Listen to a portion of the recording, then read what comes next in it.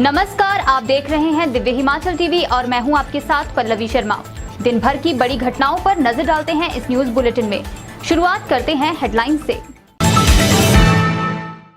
सरकार के डीसी को आदेश, सितंबर तक निपटाए जाएं सभी लंबित राजस्व मामले। राकेश टिकैत की केंद्र को 2 टूक, कृषि कानून खत्म होने तक चलेगा किसान आंदोलन। मंत्री सुरेश भारद्वाज ने किसान नेता राकेश टिकैत को माहौल खराब करने वाला तत्व बताया। गोरखा ट्रेनिंग सेंटर सुबाथू में 62 जवानों ने ग्रहण की देश सेवा की शपथ। इलेक्ट्रॉनिक कॉर्पोरेशन तैयार करेगा सरकारी स्कूलों के 420 स्मार्ट क्लासरूम।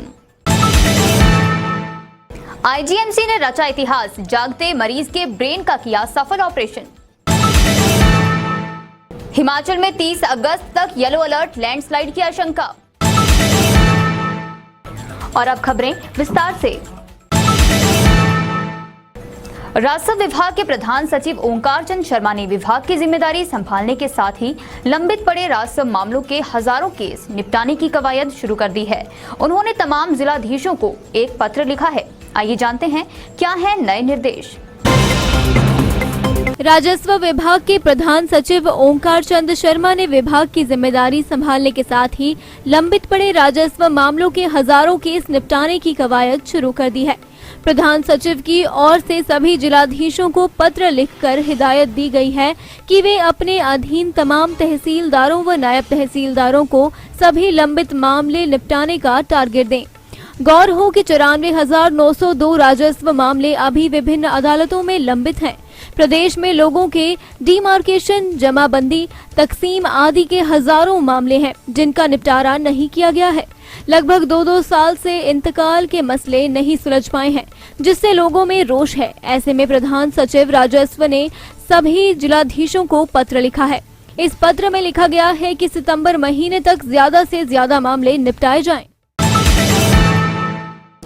भारतीय किसान यूनियन के नेता राकेश टिकैत ने केंद्र सरकार को एक बार फिर ललकारा है। टिकैत ने कहा है, जब तक केंद्र सरकार तीनों कृषि कानूनों को वापस नहीं लेती, उनका आंदोलन खत्म नहीं होगा। आइए देखते हैं इस रिपोर्ट में।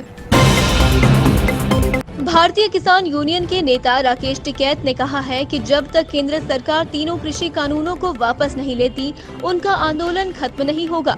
उन्होंने कहा कि 5 सितंबर को मुजफ्फरनगर में किसानों की महापंचायत होने वाली है, जिसमें 9 माह के आंदोलन की समीक्षा के साथ साथ आंदोलन की भावी रणनीति बनेगी।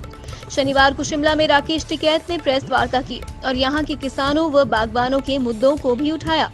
उन्होंने कहा कि सेब सहित सभी फसलों के लिए एमएसपी को लेकर कानून बनना चाहिए। किसान नेता ने कहा कि हिमाचल में इन दिनों सेब सीजन जोरों पर है और यहाँ पर भी निजी कंपनियों ने सेब के दाम गिरा दिए हैं। उन्होंने आरोप लगाया कि अदानी समूह ने पहले स्टोर से सेब निकालकर बाजार में भेजा और उससे बाजार के दाम गिरा दिए और अब वह किसानों से सस्ती दर पर सेब की खरीद कर रहा है। उन्होंने कहा कि हिमाचल में 10 साल पहले अदानी समूह ने जो कारोबार यहाँ शुरू किया था, उसका ही ये असर है कि वे बागबानों से सस्ता सेब खरीद रहे हैं और अब ये कंपनियां खाद्यान्न पर कब्जा करना चाहती हैं। जो बात सरकार को भाती नहीं, उस पर उसे गाली देने का भी पूरा हक है। आज जब किसान नेता राकेश टिकैत हिमाचल पहुंचे और उन्होंने किसानों के हित की बात की, तो इन मंत्री महोदय को भी गुस्सा आ गया और उन्होंने किसान नेता के बारे में क्या कहा, देखते हैं। शहरी विकास मंत्री सुरेश भारद्वाज ने कहा कि हिमाचल देवभूमि है और अतिथि का यहाँ स्वागत है। जिस तरह से राकेश टिकैत, जो खुद को किसान नेता कहते हैं, ने आज प्रदेश के लोगों के साथ दुर्व्यवहार किया है, वो निंदनीय है। एक ओर ये लोग आंदोलन की बात करते हैं और दूसरी ओर इनका विरोध करने वालों से दुर्व्यवहार करते हैं।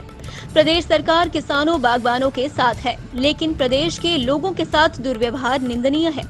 भारद्वाज ने कहा कि यदि किसान अपनी कोई समस्या सामने रखता है तो वह जायज है, लेकिन माहौल खराब करने वाले ऐसे तत्वों को प्रदेश में बुलाने वाले किसानों के हितैषी कतई नहीं है। गोरखा ट्रेनिंग सेंटर सुबाथू में आज 62 जवानों का शपथ ग्रहण समारोह आयोजित हुआ। इस दौरान सारा वातावरण देशभक्ति के रंग में रंगा नजर आया। सेंटर के कमांडेंट ब्रिगेडियर एच.एस. संधू को मार्च पास्ट करते हुए सलामी दी गई। इसके बाद ब्रिगेडियर संधू ने बेस्ट रंगरूट दीप जंग को सेंटर की परंपरा के अनुसार गोरखाली फौज का जाती हथियार चांदी की खोखरी देकर सम्मानित किया। गीता पर हाथ रखकर कसम खाता हूं कि मैं अपने देश व संविधान की हर परिस्थितियों में पालना करूंगा। मुझे देश की रक्षा के लिए जहां कहीं भी हवा, पानी, वायु के रास्ते तैनात किया जाएगा, मैं देश की रक्षा करने के लिए तैनात रहूंगा।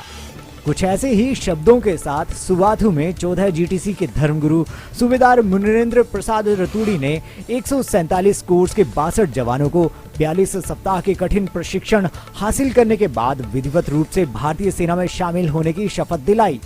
शपथ समारोह के दौरान शनिवार को पूरा स्टेडियम देशभक्ति के रंग में रंगा रहा। स्टेडियम के मुख्य द्वार से सेना की एक टुकड़ी हाथों में तिरंगा लेकर निकली, जिनके बाद पूरे स्टेडियम में तालियों की गड़गड़ाहट शुरू हो गई।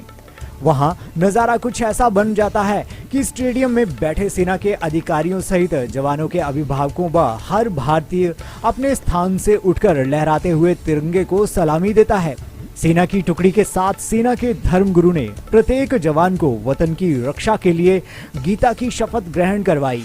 शपथ ग्रहण के दौरान ही 147 कोर्स के 62 जवानों ने सेंटर के कमांडेंट ब्रिगेडियर एच.एस. संधू को मार्च पास्ट करते हुए सलामी दी, जिसके बाद ब्रिगेडियर संधू ने बेस्ट रंगरूट दीप जंग को सेंटर की परंपरा के अनुसार गोरखाली फौज का जातिया हथियार चांदी की खुखरी देकर सम्मानित किया। अगर ऐसा संभव हो जाए तो क्या ही कहना, क्योंकि सरकार योजनाएं तो बड़ी बनाती है मगर वह ज्यादातर जमीन पर नहीं उतरती। बहरहाल अब पता चला है सरकार ने 420 स्मार्ट क्लासरूम के लिए इलेक्ट्रॉनिक कॉर्पोरेशन को नई जिम्मेवारी सौंपी है। देखते हैं इस रिपोर्ट में। इलेक्ट्रॉनिक कॉर्पोरेशन अब सरकारी स्कूलों में स्मार्ट क्लासरूम तैयार करेगा। सरकार ने 420 स्मार्ट क्लासरूम के लिए इलेक्ट्रॉनिक कॉर्पोरेशन को जिम्मा दिया है। केंद्र सरकार से मंजूरी मिलने के बाद प्रदेश सरकार ने इस बाबत तैयारी शुरू कर दी है। स्मार्ट क्लासरूम से डिजिटल स्टडी से छात्रों को जोड़ा जाएगा, यानी कि क्लासरूम में बोलने से लेकर ब्लैक बोर्ड डिजिटल होगा। डिजिटल ब्लैक बोर्ड में छात्रों को हर चीज पढ़ाई जाएगी। हालांकि सरकार के स्मार्ट क्लासरूम का इस्तेमाल स्कूल प्रबंधन कर भी पाते हैं या नहीं, ये देखना अहम होगा। मौजूदा समय में राज्य के 2100 स्कूलों में स्मार्ट क्लासरूम है। इन क्लासरूम में सरकार ने लाखों करोड़ों का बजट खर्च किया है। बावजूद इसके 2 सालों से इन कक्षाओं के माध्यम से छात्रों को पढ़ाया नहीं जा रहा। मेडिकल के इतिहास में हिमाचल के नाम पर आज एक और उपलब्धि जुड़ गई। प्रदेश के सबसे बड़े अस्पताल आईजीएमसी में अवेक ब्रेन सर्जरी का सफल ऑपरेशन किया गया। ठियोग के रहने वाले 34 वर्षीय व्यक्ति का ब्रेन ट्यूमर का ऑपरेशन था। खास बात यह थी कि आईजीएमसी ने नई तकनीक से पहली बार इस तरह का ऑपरेशन किया। देखते हैं इस रिपोर्ट में। प्रदेश के सबसे बड़े अस्पताल आईजीएमसी में अवेक ब्रेन सर्जरी का सफल ऑपरेशन किया गया। ठियोग के रहने वाले 34 वर्षीय व्यक्ति का ब्रेन ट्यूमर का ऑपरेशन था।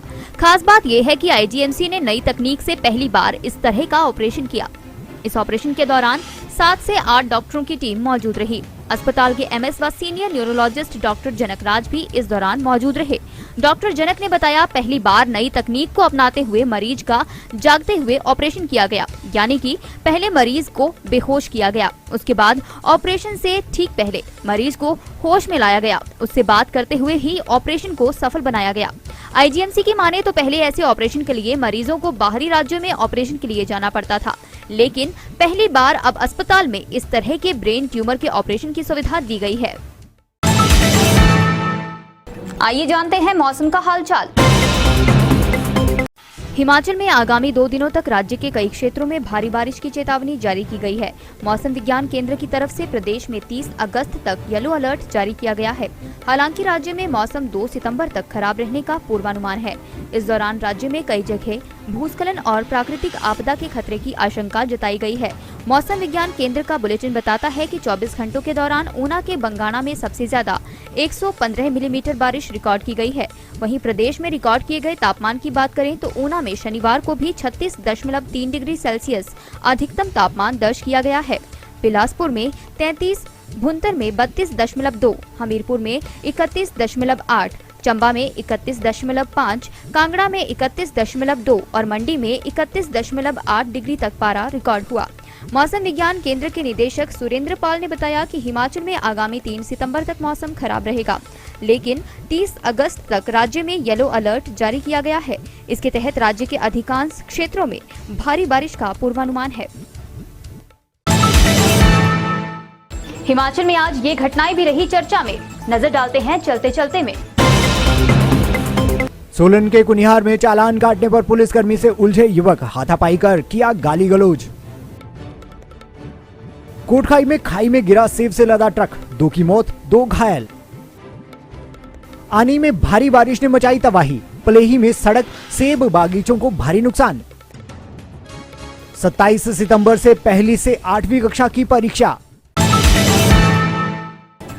आज के न्यूज बुलेटिन में इतना ही। रात 9:30 बजे देखना न भूलें शिमला से हमारा विशेष लाइव प्रसारण, और पल पल की अपडेट पाने के लिए जुड़े रहें दिव्य हिमाचल टीवी के साथ।